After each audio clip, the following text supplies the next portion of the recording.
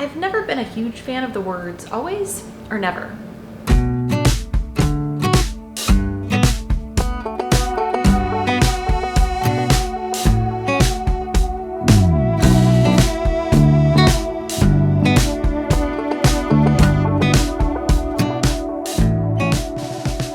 Hi, my name is Abby. I am the curly-haired keeper. Don't forget to hit that subscription button and notification bell, and let's jump into this week's video. The topic of this week's video is change. So like I said before, I'm not a big fan of the words always and never because the only thing consistent is change, and today we are going to be talking about what is changing here at the Curly-Haired Keeper. Now, the past few months, a lot of things have changed. My husband and I purchased a new home, we moved states, I have switched careers, so lots have been happening, and more specifically, we also have changes with our future snake plans. The biggest thing that's changed in our future snake plans is we now have a breeding project.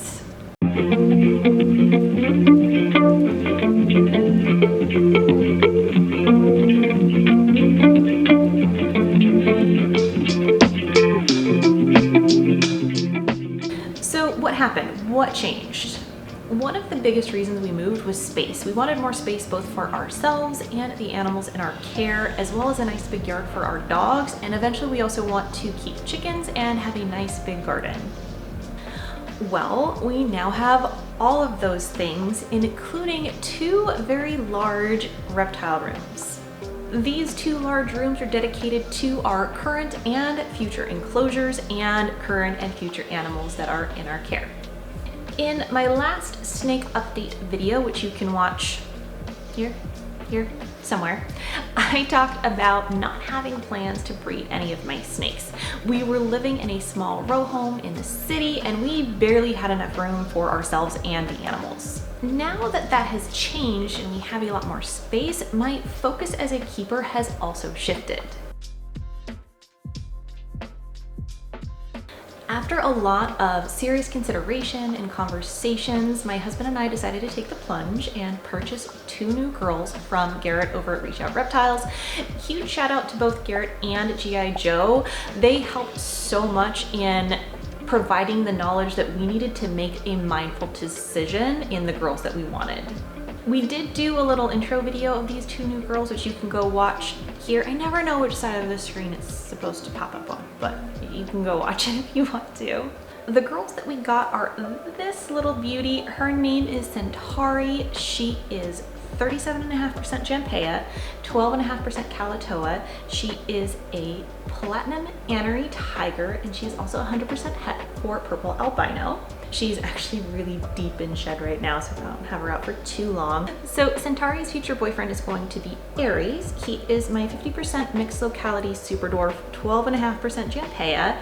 He is Anery and 100% het for purple albino.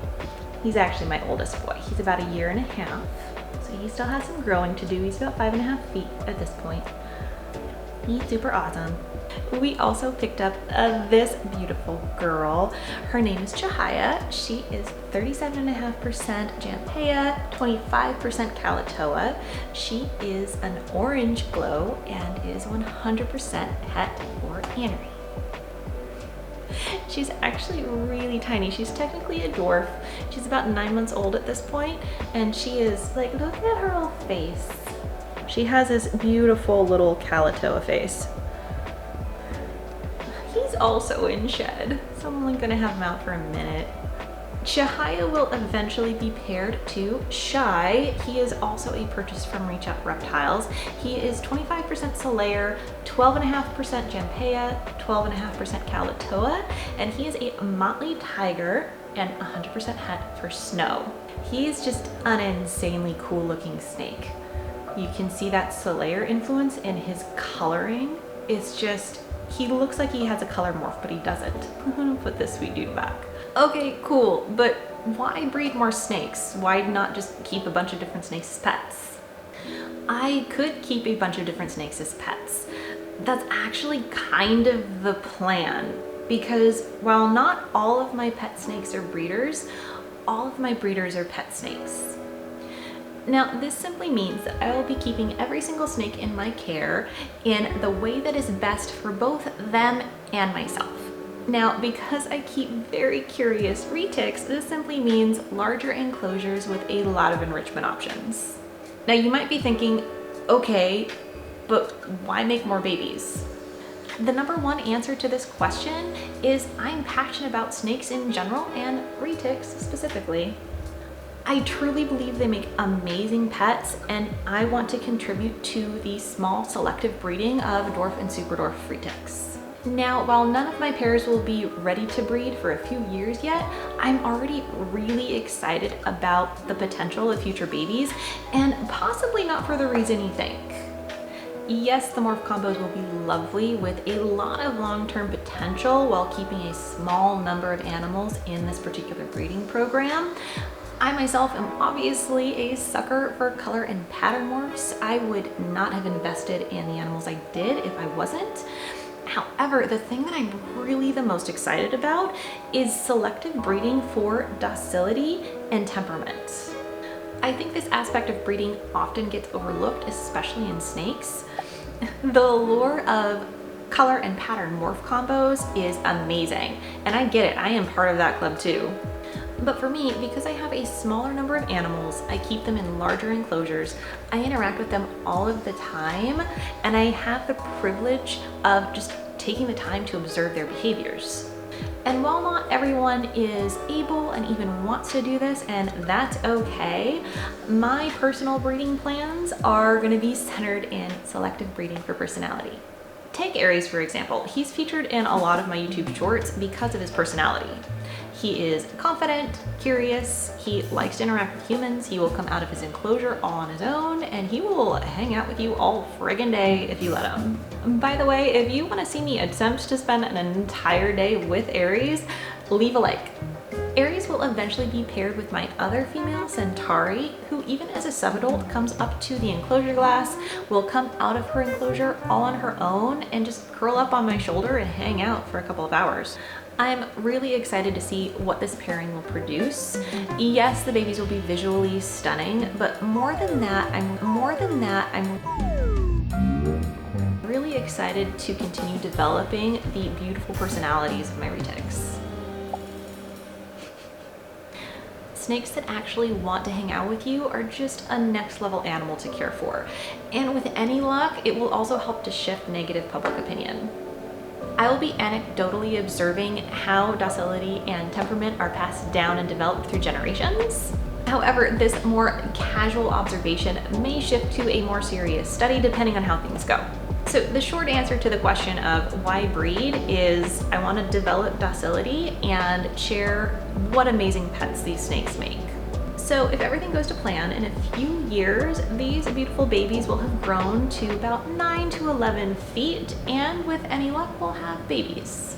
Now, along with larger snakes come larger enclosures, and that's exactly what we plan to do. So we'll be building custom enclosures full of enrichment for our adult snakes.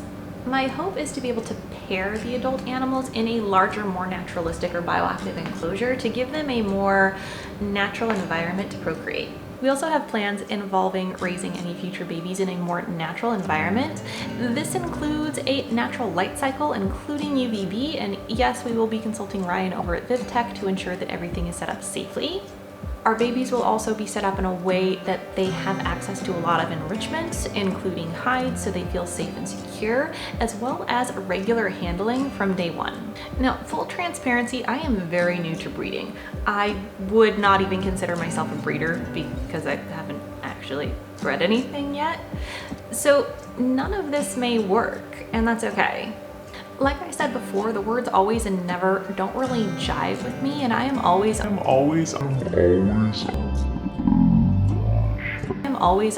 the lookout for better ways of keeping. Another thing to keep in mind, especially for those people who may be thinking, but these are wild animals, why would you do such a thing?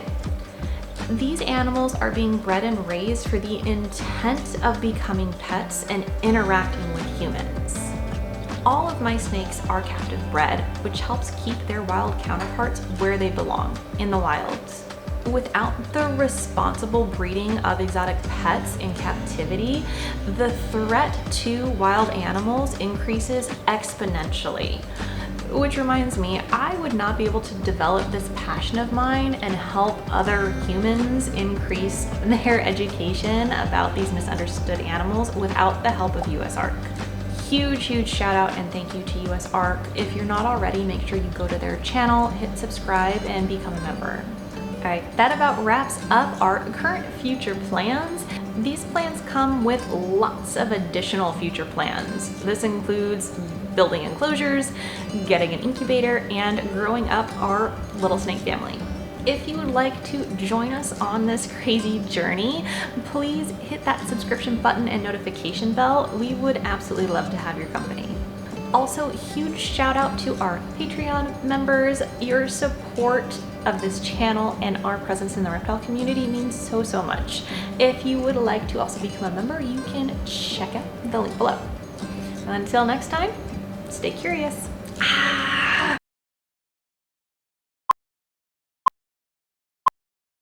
So you might be thinking, hello. I have to go into town later, so I really hope she doesn't poop or pee in my hair. We wanted a big yard for our dogs to run around in, and eventually we want to be keeping kitchens. I